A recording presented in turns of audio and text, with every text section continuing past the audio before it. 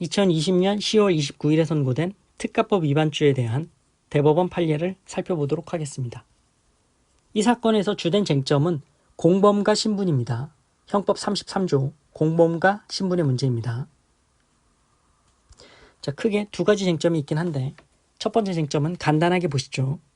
자, 첫 번째 쟁점. 대통령으로 재직하는 기간 동안 내란 또는 외환의 죄를 제외한 범죄에 대하여 공소시효가 정지되는지 여부. 적극. 결론은 정지된다. 그렇다. 라는 거죠. 헌법 84조는 대통령은 내란 또는 외환의 죄를 범한 경우를 제외하고는 재직 중 형사상 소출을 받지 아니한다. 라고 규정하고 있는데 이 규정은 공소시효의 진행에 대한 소극적 요건을 규정한 것이므로 공소시효의 정지에 관한 규정이라고 보아야 한다. 따라서 이 사건에서 각 범죄의 공소시효가 피고인이 대통령으로 취임한 2008년 2월 25일경 정지되었다가 피고인의 퇴임일인 2013년 2월 24일경부터 다시 진행된다고 본 원심의 판단을 정당하다라고 보았습니다.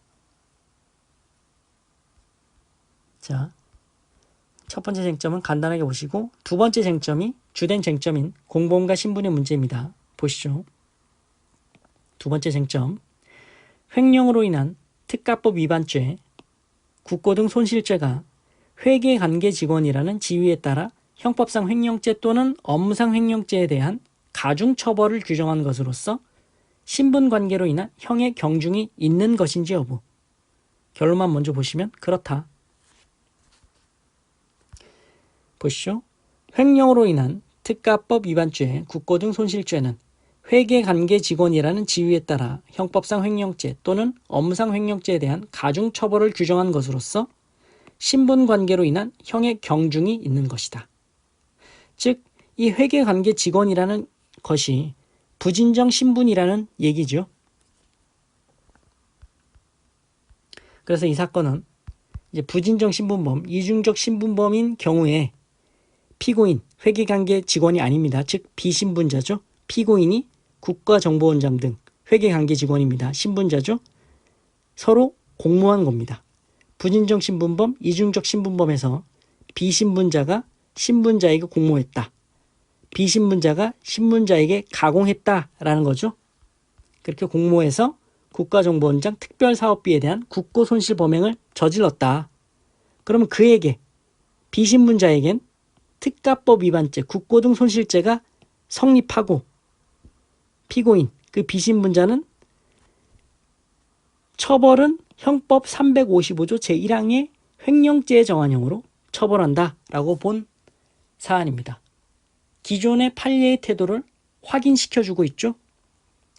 기존의 판례의 태도가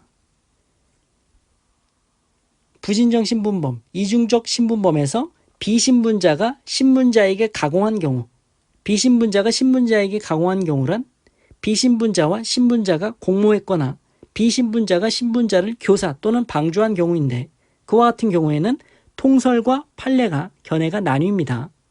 통설은 비신분자에게 성립, 과형 모두 33조 단서, 형법 33조 단서에 따라 독립적으로 판단을 하고 있습니다.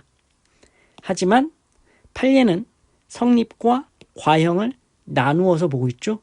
즉 성립은 33조 본문에 따라 연대적으로 판단을 하고 있고 과형, 처벌은 33조 단서에 따라 독립적으로 판단하고 있습니다. 따라서 이 대법원 판례 역시 기존의 견해와 똑같이 마찬가지로 성립은 연대적으로 보고 처벌, 과형은 독립적으로 판단하고 있습니다. 따라서 회계관계 직원은 부진정 신분이다. 이런 부진정, 이중적 신분범의 경우에 서로 신분자와 비신분자가 공모했다.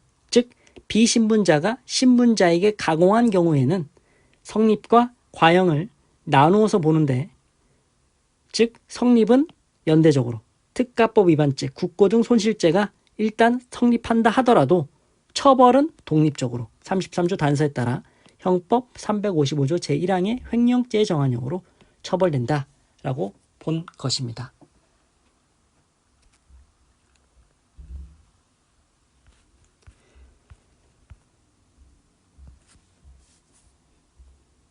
자, 공범과 신분에 대한 기존의 태도를 확인하고 있다라는 것이고요. 공범과 신분에 대한 최신 판례를 마치도록 하겠습니다. 고생하셨습니다.